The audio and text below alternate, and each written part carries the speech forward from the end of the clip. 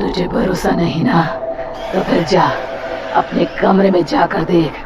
तेरे पलंग के नीचे तुझे तेरी माँ की हड्डियां मिलेंगी। प्रभात दौड़कर अपने कमरे में जाता है और अपने पलंग के नीचे देखता है।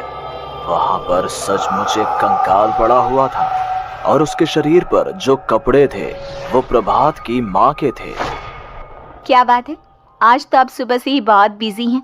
ऐसा क्या लिख रहे हैं? बस एक फैमिली की कहानी लिख रहा था। जैसे हमारी फैमिली है ना, तुम, माँ और मैं, लेकिन थोड़े अलग तरीके से, क्योंकि ये कहानी हॉरर है और इसमें जो आदमी है ना, मैंने उसकी बीवी को मार दिया है। मतलब कहानी में ऐसा लिखा है। और जानती हो, उसके बाद जो बीवी है ना, वो एक बुरी आत्मा बन जाती है। क्या बेटा, इस तरह की डरावनी कहानियां क्यों लिखता है तू? जानता है ना, हम जो सोचते हैं, जो लिखते हैं, हमारा दिमाग पूरा दिन वैसा ही होता रहता है। माँ, परेशान होने वाली क्या बात है? राइटर हूँ मैं, मेरा तो काम है कहानियां लिखना। और वैसे भी ये सिर्फ एक कहानी है माँ, कोई सच नहीं है। उसके बाद कुछ दिन बीत जाते हैं। एक रात प्रभात को अपने ऑफिस से लौटने में देरी हो जाती है। रात के लगभग 12 बजे हुए थे।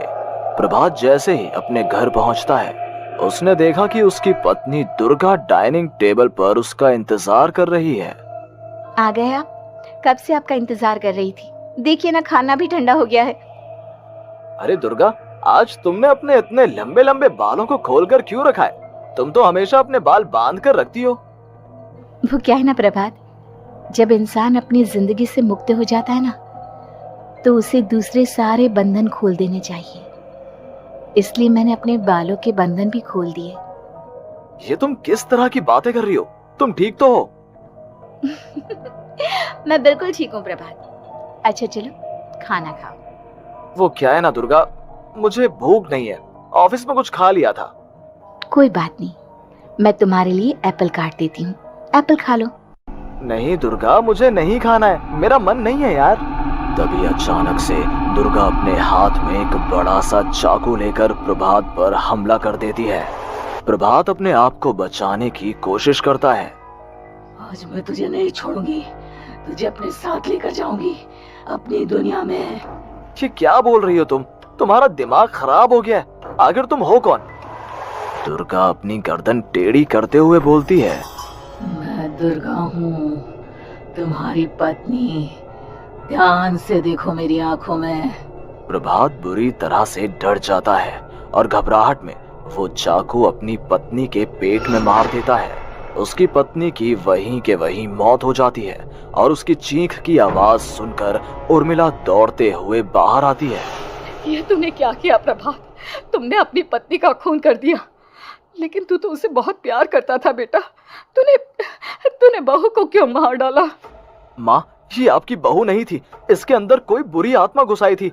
मैं नहीं जानता ये सब कैसे हो गया, लेकिन वो मुझ पर हमला कर रही थी, मुझे मारने की कोशिश कर रही थी। माँ, मैंने कुछ नहीं किया। ये तूने क्या कर दिया बेटा? दुर्गा ने मुझे कहा था कि वो तेरी कहानी के उस कैरेक्टर की तरह एक्टिंग करके तुझे डराने की कोशिश करेगी। अरे वो तो तेरे साथ मजाक कर रही थी। हे भगवान, ये क्या हो गया? इसका मतलब दुर्गा। लेकिन माँ, मैंने जो कहानी लिखी थी उसमें भी ऐसा ही हुआ था। उस औरत ने अपने पति के साथ मजाक किया और गलती से उसके पति ने उसके पेट में चाकू मार दिया। मेरी कहानी सच कैसे हो सकती है? माँ, मुझे बहुत डर लग रहा है। अब ये सोच, दुर्गा की लाश का क्या करें हम? अगर गलती से भी ये बात बाहर फैल गई ना, तो तुझे पूरी जिंदगी जेल की सलाखों के पीछे रहना पड़ेगा। एक काम करते हैं माँ, हम घर के पीछे वाले बगीचे में उसकी लाश को दबा देते हैं। अगर कोई पूछेगा तो कह देंगे कि उर्मिला अपने मायके गई और फिर एक दिन हम भी अचानक यहाँ से कहीं दूर चले जाएंगे। कोई नहीं आएगा हमें पूछने, कोई नहीं आएगा माँ, बाद में जो होगा हम देख लेंगे। प्रभात अपनी माँ उर्मिला की मदद से दुर्गा की लाश को अपने घर के बगीचे में गाड़ देता है। कुछ दिन तो ऐसे ही बीत जाते हैं, लेकिन एक दिन अचानक रसोई से आ रही कुछ आवाजें सुनकर प्रभात की नींद खुलती है। प्रभात ने देखा कि वहां पर एक लंबे बालों वाली औरत दूसरी तरफ चेहरा करके खड़ी हुई थी। कौन है? कौन है वहां पर? अरे कौन हो तुम? मैं दुर्गा हूँ प्रभात। क्या हुआ? मुझसे इस तरह के सवाल क्यों कर रहे हो तुम? तुम दुर्गा नहीं हो सकती। दुर्गा तो प्रभात, मैं तुम्हारी पत्नी हूँ, तुम मुझे कैसे भूल सकते हो? 4 दिन के लिए मायके क्या चली गई, तुम तो मुझे भूल ही गए। अब अगली बार ना मैं कहीं नहीं जाऊंगी। पता चला तुमने तो मुझे पहचानने से ही इनकार कर दिया। नहीं, तुम दुर्गा नहीं हो सकती। तुम दुर्गा हो ही नहीं सकती। मैं जानता हूँ ये सब क्या हो रहा है। मैंने अपनी कहानी में लिखा था कि उस आदमी की पत्नी की मौत के बाद एक बुरी आत्मा उसका रूप लेकर उसके घर में आ जाती है। तुम वही हो ना? और अचानक से खूबसूरत दुर्गा का चेहरा काला पड़ जाता है। उसकी आंखें लाल हो जाती हैं और पूरे शरीर पर बाल, लंबे नुकीले नाखून, उसके दोनों पैर उल्टे हो जाते हैं और बेहद डरावनी आवाज में वो चिल्लाकर कहती है, बुरी आत्मा, मेरा खून करके मुझे अपने ही घर में गाड़ कर तू मुझे बुरी आत्मा कह रहा है? मैं तुझे छोड़ूंगी नहीं। और अचानक से प्रभात के घर में बेहद डरावनी आवाजें गूंजने लगती हैं। घर में चारों तरफ बहुत सारी बुरी आत्माएं नजर आने लगती हैं। प्रभात घबरा कर अपनी माँ को आवाज देता है, माँ कहाँ है आप? जल्दी आइए माँ, देखिए ना ये सब क्या हो रहा है। प्रभात ने देखा कि अचानक से उसकी माँ कमरे से दौड़ कर आती है। क्या हुआ प्रभात? और ये लोग कौन है? इन सब की गर्दन टेढ़ी क्यों है? इनके बाल खुले हुए। हाँ प्रभात, ये सब लोग तो मुझे मरे हुए नजर आ रहे हैं। हाँ माँ, ये सब लोग मरे हुए ही हैं और ये ठीक वैसा ही हो रहा है जैसा मेरी कहानी में हुआ था। लेकिन मेरी कहानी के हिसाब से तो आप भी। अचानक से उर्मिला का रूप बदल जाता है। वो भी एक डरावने साए की तरह बन जाती है और बेहद डरावनी आवाज में चिल्ला चिल्ला कर कहती है, मर गई तेरी माँ। जानता है, कल रात जब तू सो रहा था ना, तो मैंने उसके शरीर का सारा खून पी लिया। अब बस हड्डियां बची है उसके शरीर में। नहीं, ऐसा नहीं हो सकता, ऐसा बिल्कुल नहीं हो सकता। मेरी माँ नहीं मर सकती। तुझे भरोसा नहीं ना? तो फिर जा, अपने कमरे में जाकर देख। तेरे पलंग के नीचे तुझे तेरी माँ की हड्डियां मिलेंगी। प्रभात दौड़कर अपने कमरे में जाता है और अपने पलंग के नीचे देखता है। वहां पर सचमुच एक कंकाल पड़ा हुआ था और उसके शरीर पर जो कपड़े थे वो प्रभात की माँ के थे। माँ, अब मुझे कुछ करना पड़ेगा।